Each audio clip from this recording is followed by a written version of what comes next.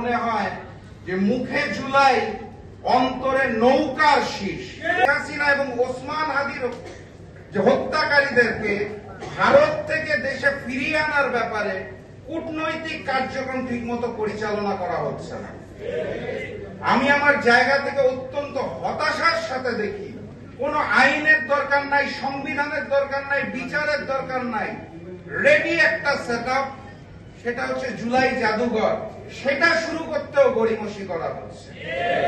আমি আমার জায়গা থেকে বুঝতে পারছি না, আমরা যখন সকলে দাঁড়িয়ে বলার চেষ্টা করছি যে সংবিধান সংস্কার পরিষদ করতে হবে, গণভোটের গণ রায়ে বাস্তবায়ন করতে হবে, তার পূর্বের এই ছোট ছোট কাজগুলাই তো আমরা করতে পারছি না। কেন পারছি না?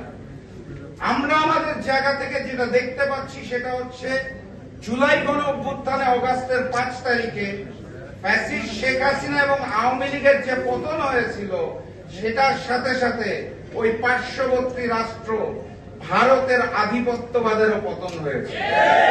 এবং এই বর্তমান পরিস্থিতিতে জুলাইকে অস্বীকার করা বিএনপি সরকারের পক্ষে তখনই সম্ভব যখন তারা নতুন করে ফ্যাসিস্ট হতে চায়, যখন তারা নতুন করে ভারতের সামনে মাথা নত করতে চায়।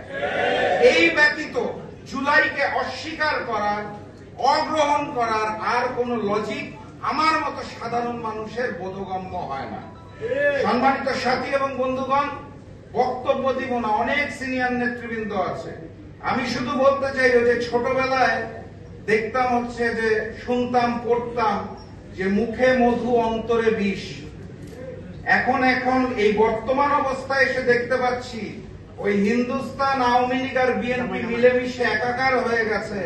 বিএনপি নেতাদের কথা শুনলে এখন মনে হয় যে মুখে জুলাই অন্তরে নৌকার শীষ। নৌকার ধানের শীষ মিলে যে নৌকার শীষ হয়ে গেছে, তার বিরুদ্ধে বিপ্লব অনিবার্য। আপনাদের শুধু এই আহ্বান জানাই, দেখা হবে বিপ্লবে, দেখা হবে বিজয়ে। বিজয়ের পথে যাত্রা শুরু জীবন অথবা মৃত্যু। আসসালামু আলাইকুম।